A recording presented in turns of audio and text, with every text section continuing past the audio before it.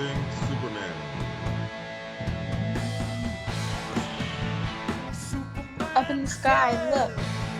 It's a bird. It's Superman.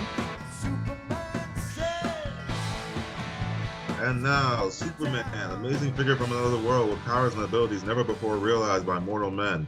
When we last saw Superman in his disguise as young Clark Kent, reporter for the Daily Planet, and his editor, Perry White, he and his editor, Perry White, had just received a warning telephone message from a mysterious voice which identified itself as the Yellow Mask. In exactly 24 hours, said the mask, the Daily Planet will be blown to 1,000 fragments. Horror-stricken, Kent and his chief stared at each other in the humming office. Then pandemonium. Sirens wailed in the streets. Police searched the building for bombs. Today, as our story opens, we find ourselves far from the doomed office of the Daily Planet. Dr. Sven Dahlgren, shows an unexpected visitor about his laboratory, explaining its wonders, and also explaining his latest invention. Listen. Please don't have my friend. So, it is not clean, perhaps? It looks clean. It is quite clean, but it's wired. It carries a powerful electric charge. Most interesting. Are you also experimenting in electricity, Dr. Dahlgren? You have come to see my latest discovery, have you not, Professor Smith? Indeed. And so have others. You are not the first. Others would not only like to see it, but gain possession of it. No, I cannot believe it. Oh, it's quite true, I assure you. For weeks past, ever since word got out of what I was doing, I've been annoyed, even threatened. Threatened, Dr. Dahlgren? By whom? I don't know, queer voices over the telephone, mysterious visitors in the dead of night.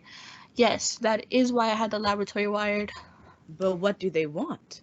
They want my invention. They realize that whoever owns it controls a practically unlimited power. Unlimited power? Is that true? Certainly, Professor Smith. Unlimited power for destruction, which is why I am determined to keep the discovery a closely guarded secret. In the world today, my friend, there's destruction enough. Men are at one another's throats like dogs gone mad. No, I will never be a party to war and bloodshed. But come, I waste time. Into this room, Professor. Don't brush against the metalwork.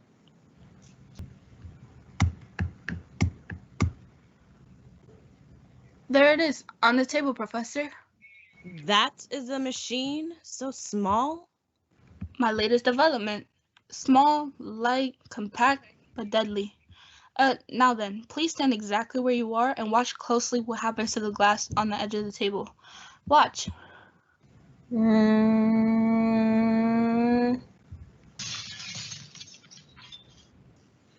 It's amazing. The glass was shattered. Now, watch that small steel ball.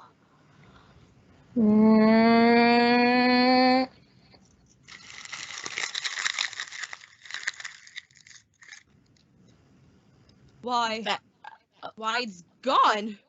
Vanished, blown into atomic dust. Then it's true. I didn't believe, but it's true. Certainly it's true. Based on the power of atomic force, everything in the universe has a certain vibration point, Professor Smith, and my machine focuses a beam of vibrating infragamma rays wherever I choose to direct it. And then? Any object in the path of the beam begins to vibrate. At a certain point, depending on the object, atomic force is overcome and the object simply disappears. Explodes, if you like, into nothing. Doctor, you say any object? Any object whatsoever, at distances up to a mile. Unbelievable, my dear doctor. Let me be the first to congratulate you. Thank you. You have done me a great service, Doctor. You have placed in my hands an instrument of destruction that will at last give me what I've been seeking, absolute control of the world and every living thing in it. What do you mean? You have been horribly misled, Dr. Dahlgren. I am not Professor Schmidt of Hawthorne University. Mere men who work under me know me by quite another name. I am destined to become supreme ruler of the universe, and with this deadly machine! Get out of my laboratory. Get out before I... You won't do anything, Doctor. Not if you value your life. This gun I hold in my hand is fully loaded. Take care. You're mad. Utterly mad. How far do you think you'll get with that machine? The police will... Beyond the reach of the police, I assure you. I have laid my plans with great care, Doctor. First, I shall destroy the building which houses one of your great newspapers, because a reporter on that paper foiled my plans in the West and succeeded in jailing 2 of my men. When that is done, I will go about the taxes, creating for myself the position I rightfully deserve, Emperor of the world! And now I must go. Put that machine down. Put it down, I tell you. Michael, stop him. No, no living thing can stop me now. Goodbye, Doctor. Doctor, what happened? Go catch him, Michael. Catch him. Doctor, what's the matter? What's the matter? You're pale. He got away with the atomic beam, Michael. Do you know what this means? That lunatic. He has the hands in it. Hands the power of life and death. He is a walking symbol of death.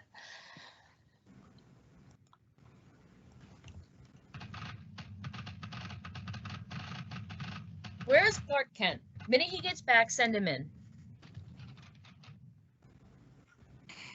Here I am, Mr. White. Oh, Kent, where have you been? Down in the cellar, helping the police. Turn up anything? Any sound of the bomb? Not a thing, Mr. White. We combed the building from top to bottom. Anything turn up here? No, not so far. What's the time? It's 4 o'clock. If that fellow really meant business, we've only got about 2 hours to go. Calling your office, Mr. White. Oh, thanks, Lois. Oh, by the way, Kent, I don't think you know Miss Lane. Lois, this is Clark Kent. Oh, well, how do you do?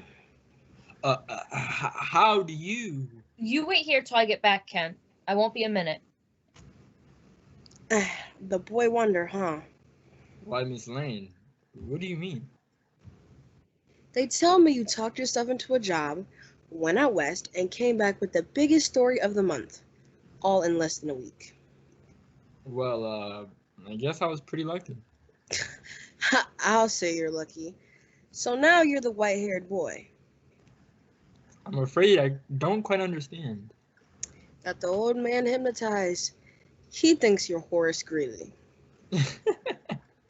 I'm afraid I don't Oh, don't act so dumb. All this nonsense about a time bomb in the cellar. What's the big idea? Miss Lane, I only wish I knew. You mean to tell me you didn't make it up out of your head? I certainly did not.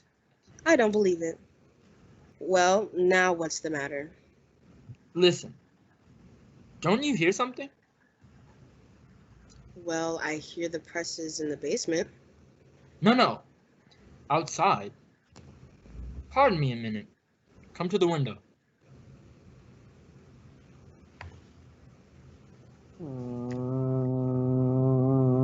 Now, don't you hear anything? What do you think you hear? A plane. There's a plane out there, flying low. Well, I'll be damned. Now look, Mr. Kent. This is a big town. You'll find quite a few planes flying around here all day and night. And if that bothers you, you'd better go back to the farm. No, really. I mean it. Yes, really. I mean it too. Tell the old man about your big discovery. Here he comes now. Well, anything new? Yeah, your star reporter heard a plane. It was flying pretty low, Mr. White. Well, what of it? Oh, I've got a job for you, Lois. Yeah? A good one? No. Go out and interview a scientist. Human interest stuff. Who is he and where? Dr. Sven Dahlgren. Got his own laboratory out on Haven Avenue. Look up the number in the book. Who is he, Mr. White? What's on his mind? Leading American investigator in the field of atomic energy. Must be, Chief. Yeah, come on, get going, Lois, get going. This paper's always been tied in with science. We've been after Dahlgren for a long time, and now he comes to us. Why? Well, he said somebody stole a new machine he invented. I couldn't make much sense out of it, but he seemed pretty worried. Wanted me to rush his story into print. Well, what's the matter with the police? I suggested that, but he said he needed more than the police. Sounds cracked, but it may take a yarn. May make a yarn. On your way, girlie. Oh, all right. If you say so, Mr. White. I'll get right out there. So long, Mr. Star Reporter. You come with me, Kent, into the office. I can't stand much more of this.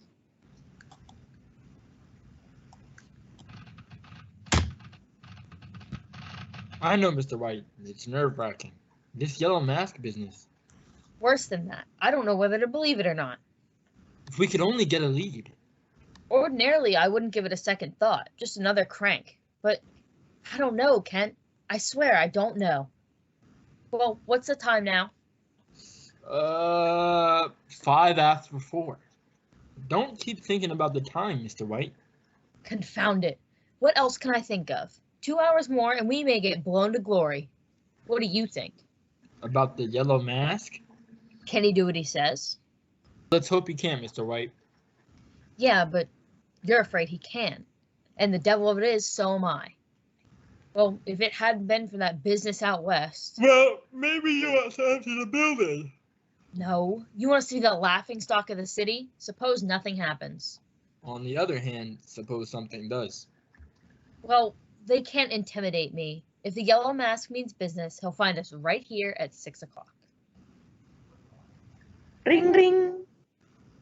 City room, White? Mr. White, this is Dr. Dahlgren speaking. Yes, Dr. Dahlgren.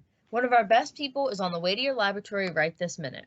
No. That is not why I called. I wanted to tell you, Yes?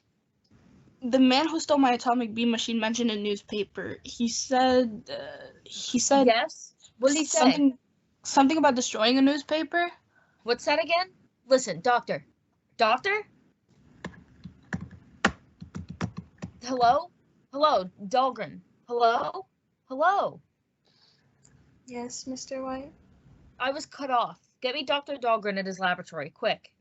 Sorry, Mr. White. I'll call you. We were cut off. No, he was cut off. I'm sure of it. You heard all that? Mr. White, that scientist, what was he working on?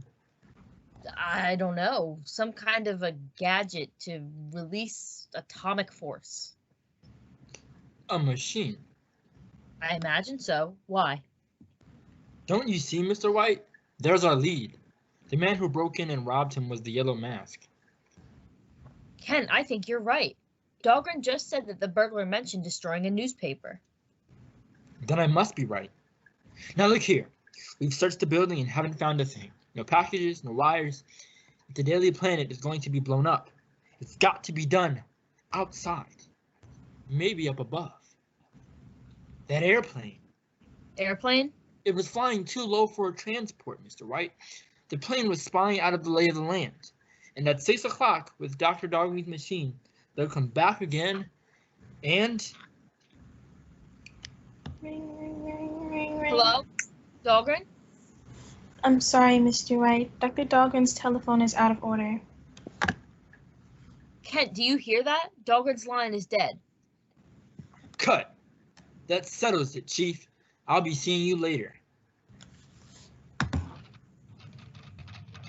Kent, where are you going? After Miss Lane, something's wrong at Dahlgren's. If it's the mask, well, there's not much time to stop him. So long.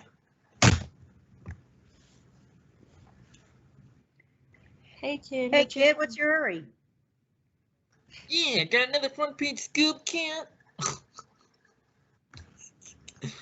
Oh, thank heaven. The locker room's empty. Quickly now. Out of these clothes, it's Superman's turn. Now. Oh, someone's coming. The window. Out. And up. Not much time left. Gotta find Miss Lane. Find out what happened at Dahlgren's. Ha! And stop the Yellow Mask. Higher we go. Higher. And faster, faster, faster. Deadly peril hangs over the office of the Daily Planet. Already, the Yellow Mask is in possession of a mighty and terrible weapon. Time is growing short, but Superman is on the way. Powerful from shrieking through the night, red cape whistling in the wind. Can he arrive in time? And what new unforeseen danger is already creeping in on the laboratory of Dr. Dahlgren, with Lois Lane about to enter, all unknowing? Tune in next time and follow the story. Remember, be with us again for the next startling transcribed installment of Superman. Up in the sky, look. It's a bird. It's a plane. It's Superman. Superman is a copyrighted feature appearing in Action Comics magazine. Yay!